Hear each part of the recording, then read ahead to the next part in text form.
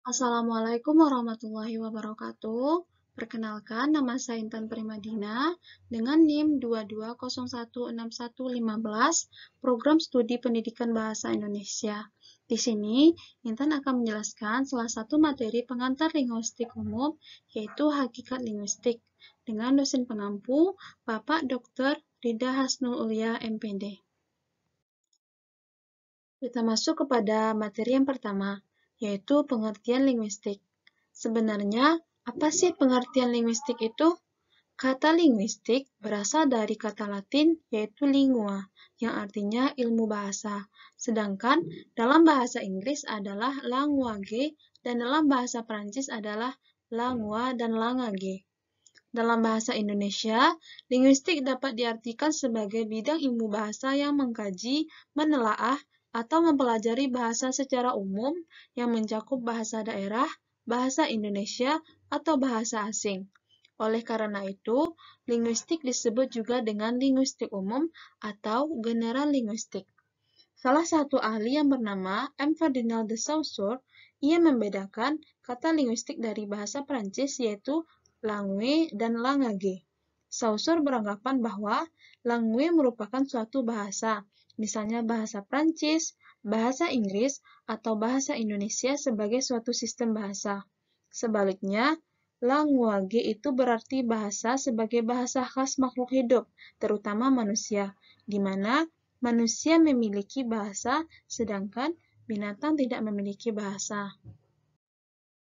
Materi selanjutnya yaitu keilmiahan linguistik. Linguistik merupakan telaah ilmiah.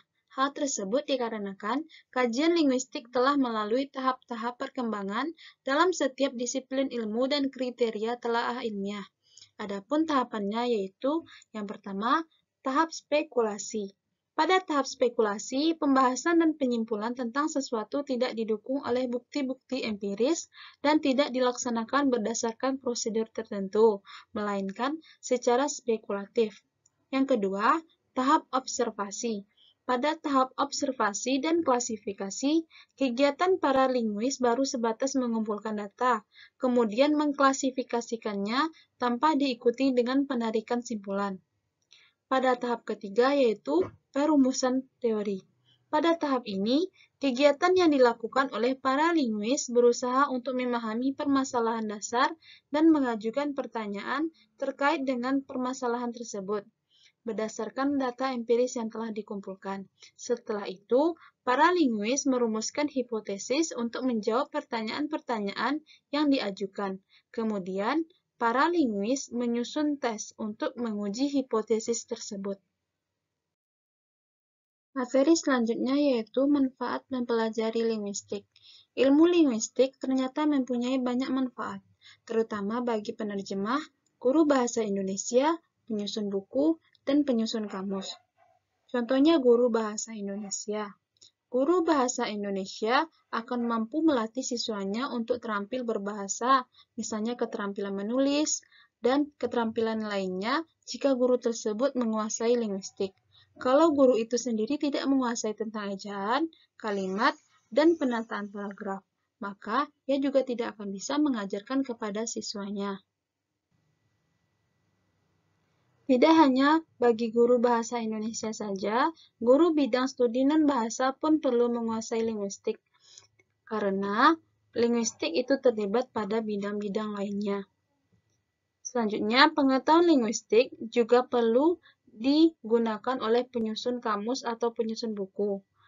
Karena untuk dapat menyusun sebuah kamus dan menyusun sebuah buku, baik leksikografer maupun penulis buku harus memiliki pengetahuan yang terkait dengan linguistik. Jadi, dapat disimpulkan, linguistik ini perlu di segala bidang dan sangat diperlukan untuk penguasaannya. Materi selanjutnya yaitu hakikat bahasa. Bahasa adalah suatu sistem yang dapat berupa ujaran bunyi atau simbol yang telah disepakati sebelumnya sebagai alat komunikasi manusia.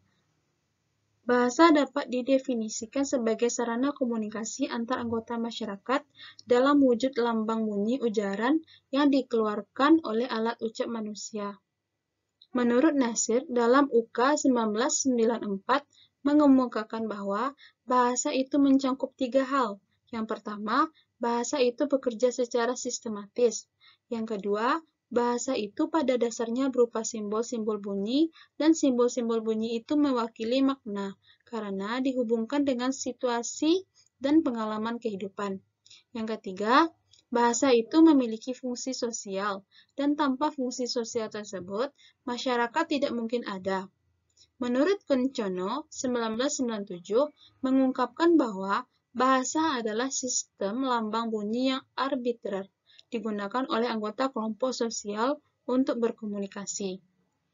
Dari pendapat ahli tersebut, dapat kita simpulkan bahwa bahasa adalah sistem lambang bunyi yang bermakna, bersifat arbitrer, konvensional, produktif, unik, individual, dan kooperatif yang digunakan sebagai sarana komunikasi oleh anggota masyarakat. Dalam kehidupan sendiri pun, bahasa tidak terlepas dalam kehidupan sehari-hari. Untuk itu, hakikat bahasa sangat penting dalam kehidupan sehari-hari. Materi selanjutnya yaitu ciri-ciri bahasa. Bahasa memiliki berbagai macam ciri-ciri. Yang pertama, bahasa sebagai suatu sistem. Bahasa disebut sistem karena bahasa memiliki aturan atau pola. Sebagai sebuah sistem, bahasa bersifat sistematis dan sistemis. Sistematis artinya bahasa itu sendiri atas unsur-unsur yang tertata, menurut suatu pola tertentu dan membentuk suatu kesatuan. Sedangkan sistemis artinya bahasa itu sendiri atas subsistem. Ciri yang kedua yaitu bahasa sebagai lambang. Lambang adalah tanda yang digunakan oleh anggota kelompok sosial berdasarkan perjanjian. Menurut Kencono, 1994, lambang merupakan sejenis tanda. Perbedaannya lambang bersifat konvensional, sedangkan tanda bersifat alamiah. Satuan bahasa seperti kata dan frasa adalah lambang, bukan tanda, karena lambang bersifat arbitrer. Melalui lambang-lambang bunyi, manusia bisa berkomunikasi. Ciri yang kedua yaitu bahasa sebagai bunyi. Bahasa itu adalah bunyi, karena pada kenyataannya, keterampilan berbahasa yang pertama kali dikuasai manusia adalah menyimak dan berbicara. Kehadiran bunyi bahasa lebih dulu daripada tulisan. Namun, tidak semua bunyi adalah bahasa. Bunyi bersin, dengkur, dan batuk bukan bunyi bahasa. Jadi, bunyi dapat dikatakan bahasa jika memenuhi syarat-syarat sebagai berikut. Yang pertama, bunyi dihasilkan oleh alat ucap manusia. Yang kedua, bunyi itu direncanakan atau disadari. Yang ketiga, bunyi dapat dikatakan pesan atau bermakna. Yang keempat, bunyi tersebut dapat berkombinasi dengan bahasa lain. Ciri yang keempat yaitu arbitrer. Arbitrer diartikan sewenang-wenang, berubah-ubah, tidak tetap, mana suka. Menurut Childs, 2012, arbitrer adalah tidak ada hubungan yang wajib antara lambang bahasa yang berwujud bunyi itu dan konsep, makna, atau pengertian yang dilambangkan oleh lambang tersebut.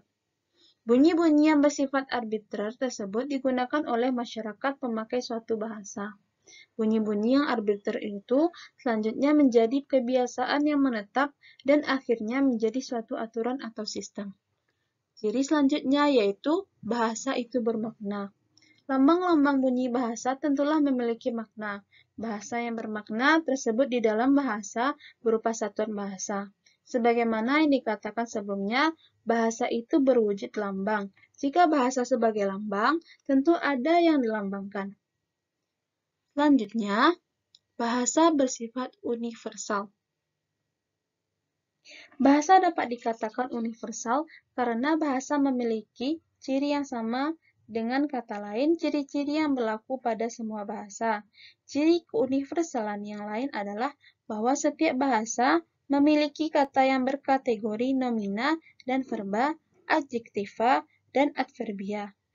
Dengan demikian, dapat dikatakan bahwa ciri universal dilihat dari rumpun atau subrumpun sebagai satu kesatuan, sedangkan keunikan dilihat dari rumpun atau subrumpun lain.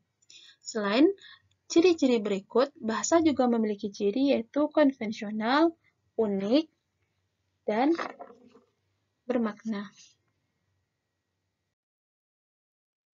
Selanjutnya yaitu fungsi bahasa. Bahasa memiliki berbagai macam fungsi. Di antaranya, yang pertama, fungsi interpersonal. Fungsi interpersonal merupakan fungsi yang terkait dengan hubungan antar penutur. Fungsi interpersonal tujuannya untuk membina hubungan atau menjalin hubungan sosial. Jadi fungsi interpersonal adalah terciptanya hubungan antar penutur bahasa itu sendiri. Fungsi yang kedua yaitu fungsi direktif. Fungsi direktif juga disebut dengan fungsi bahasa yang berfungsi untuk mengatur orang lain, mempengaruhi orang lain, dan mengkondisikan pikiran atau tingkah laku lawan tutur. Fungsi yang ketiga yaitu fungsi personal. Fungsi ini adalah untuk menyatakan diri atau perasaan. Tolak ukur fungsi ini adalah apa yang disampaikan itu berasal darinya, bukan dari orang lain. Fungsi yang ketiga yaitu fungsi transaksional. Fungsi transaksional adalah situasi yang non-formal atau dalam kehidupan sehari-hari. Selanjutnya, fungsi referensial. Fungsi referensial yaitu yang bertujuan menampilkan suatu acuan atau referen dengan menggunakan lambang bahasa. Dengan fungsi referensi, penutur mampu membicarakan atau menjelaskan sesuatu tanpa harus menghadirkan acuannya. Selanjutnya, fungsi imajinatif. Fungsi imajinatif digunakan untuk menciptakan sesuatu dengan berimajinasi. Fungsi ini digunakan untuk menciptakan kemampuan seseorang terus berkembang. Kemampuan berimajinasi merupakan salah satu ciri pembeda manusia dengan spesies lain. Fungsi yang selanjutnya yaitu fungsi instrumental. Fungsi instrumental merupakan fungsi bahasa untuk mengatur lingkungan agar tercipta situasi atau peristiwa tertentu. Selanjutnya, fungsi regulatori. Fungsi regulatori yaitu mengatur orang lain dalam bentuk peraturan tertulis seperti undang-undang dan lain sebagainya. Selanjutnya, fungsi kebudayaan.